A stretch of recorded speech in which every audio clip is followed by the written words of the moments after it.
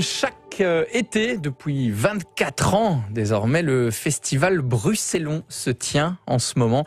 Donc c'est un festival au château du Carevel à Molenbeek et nous avons la chance d'accueillir non pas une, mais deux personnes pour en parler ce matin. Olivier Mourens, d'abord, bonjour. Bonjour. Vous êtes le directeur du festival et puis nous avons également avec nous Arnaud Masclet. Vous jouez le rôle de l'empereur François-Joseph dans la comédie musicale dont on va parler, comédie musicale Elisabeth. Bonjour. Bonjour. Merci donc à tous les deux d'être là. Un petit mot rapidement, Olivier Mourens, sur ce festival. On parle d'un festival. Le festival s'articule principalement autour d'une création chaque année. Et cette année, donc c'est ça, c'est Elisabeth. C'est ça, c'est un festival de théâtre avec 25 spectacles au total, mais évidemment avec une grande création qui est Elisabeth, qui est la comédie musicale, qu'on joue là 25 fois. Et donc les autres éléments, c'est des choix de pièces. C'est ça, on essaie de faire vraiment un grand panel de ce qui se passe en communauté française. C'est tous les spectacles qui viennent de chez nous, avec une vraie diversité. Comme ça, les gens peuvent picorer, s'abonner, etc. Alors, on l'a dit, le point central de ce festival, c'est donc cette comédie musicale Elisabeth.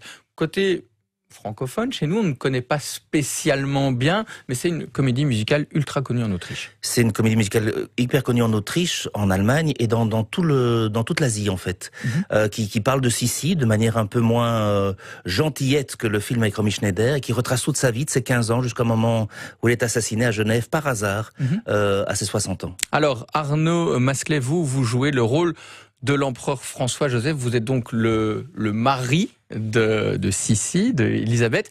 À la base, vous êtes acteur, vous êtes chanteur, comment ça se passe? Alors à la base, on est un peu tout, parce que pour pouvoir jouer dans une comédie musicale, il faut aussi bien jouer que chanter, que danser. Alors on a forcément une discipline un petit peu majoritaire, on va dire. Donc moi je suis chanteur lyrique à la base, mais très vite le théâtre est arrivé, très vite la danse est arrivée, pour pouvoir faire un spectacle complet comme on fait tous les soirs au Carveld. On parle de quoi?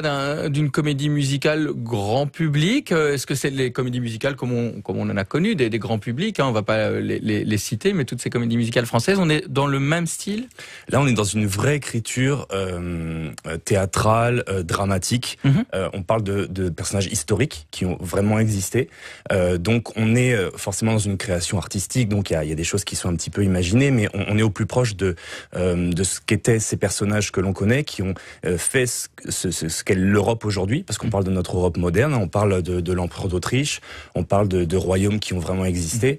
Et de la situation d'une femme qui a vraiment existé avec une vie particulière. Exactement. Et on est au plus proche de ce qu'était Sissi, loin, comme disait Olivier, de ce qu'on a pu représenter peut-être maladroitement dans d'autres médias. Alors Olivier Mourens, la création de cette comédie musicale, c'est un vieux rêve. C'est un vieux rêve. On y pense depuis des années. Maintenant, c'est une des choses les plus difficiles à laquelle on s'est attaqué, simplement parce que il y a 30 comédiens sur scène, un orchestre live de près de 20 personnes, il y a 220 costumes, une cinquantaine de perruques, parce qu'on voulait bien raconter cette histoire, parce que Sissi, c'est vraiment un personnage historique fascinant, avec ses bons côtés, mais aussi ses côtés monstrueux, c'est-à-dire qu'une femme qui à un moment a décidé je suis libre parce qu'elle était écrasée par le pouvoir, et on voulait aller au plus près.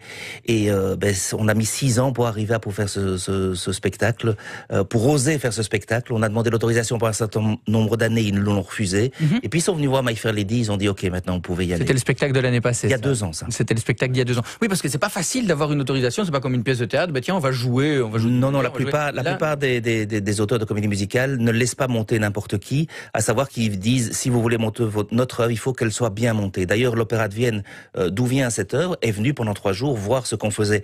Pas pour contrôler, mais pour insuffler des choses. On a eu des contacts avec eux que moi je n'oublierai jamais dans le rapport, dans ce qu'ils nous disaient. Par exemple, nous, on faisait des choses très très belles au point de vue chant. Ils disaient, attendez, là vous êtes dans une manif. Dans une manif, le pouvoir, on ne l'entend pas. Le peuple gueule dessus. Donc il faut que ça devienne par moments chaotique ou inaudible. C'est tous des conseils où nous, je vais pas dire qu'on débute en comédie musicale, mais c'est des choses qu'on n'ose pas spécialement faire que des chanteurs qui chantent. On leur dit, on vous entend pas dans les baffes parce que vous êtes perdus dans la masse. Un exercice difficile, Arnaud Masclet, une première, du jamais fait? Alors moi j'étais déjà sur My Fair Lady, donc du coup je connais ce travail, mais effectivement le travail avec Vienne par exemple, avec Michael qui est venu, qui était l'un des directeurs musicaux, qui est venu travailler avec nous.